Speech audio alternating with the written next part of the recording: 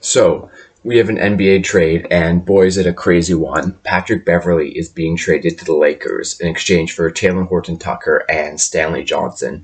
And this is just a crazy trade on so many levels, especially with the off the court drama between Patrick Beverly and the Lakers, Patrick Beverly and Westbrook. But first, just talking about it in a basketball sense, I actually think this is a good move for the Lakers. I actually think Patrick Beverly is the type of player they need after the season they had last year. Very lackluster, not playing with intensity, not really playing defense, and just overall not a cohesive and just not a playoff team. And I think Patrick Beverly can fix a lot of the Lakers' issues in terms of mentality, in terms of going 100% for every game, and in terms of defense. Obviously one player can't carry a defense, but Patrick Beverly, in terms of being a point guard and pressurizing point guards and just being a nuisance out there, I think Patrick Beverly does that really, really well. And I think the Lakers have needed point of attack defense.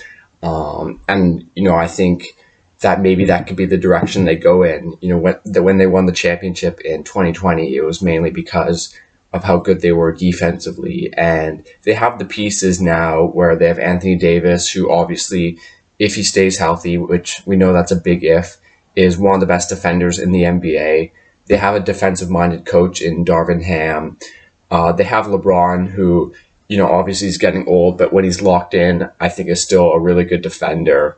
And then they filled it with role players, guys like Juan Toscano Anderson, who you'd hope can at least play defense. So adding Patrick Beverly to that makes sense defensively. Offensively, I think, we're just going to see if Westbrook is on the team, because that's going to change a ton. But just thinking about Patrick Beverly playing off LeBron and AD, I mean, Beverly's not a great offensive player, but you'd hope that he can make enough threes that the defense actually sort of has to respect him. But I think basketball-wise, he's definitely someone who can change the culture. We saw him do it with Minnesota, take them to the playoffs. And I think the Lakers front office, I think it's a trade where they're admitting where they're at a little bit. They're admitting that Taylor Horton Tucker is not turning into an all-star and that they overpaid him.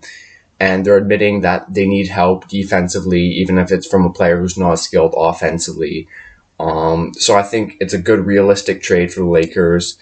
I think, you saw LeBron sign the extension recently, so they have him for a couple more years, and I think we'll try and hope to become a better defensive team. And Beverly's also on a 1-year contract compared to Taylor Horton Tucker's 2-year contract, so they're going to get a little bit more cap room next offseason when Beverly comes off the books, Westbrook comes off the books.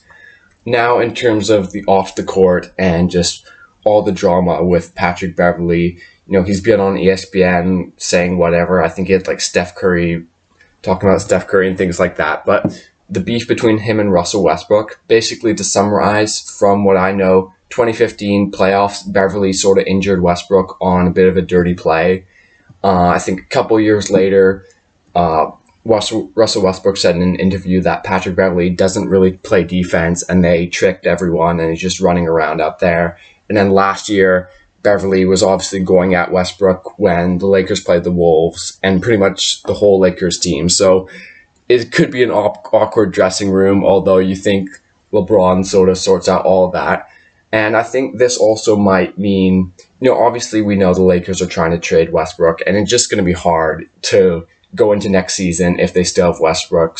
But maybe this opens up an option where immediately I thought of the Indiana trade, where they could be getting Buddy Hield and Miles Turner for Westbrook and 1 or 2 of those first round picks.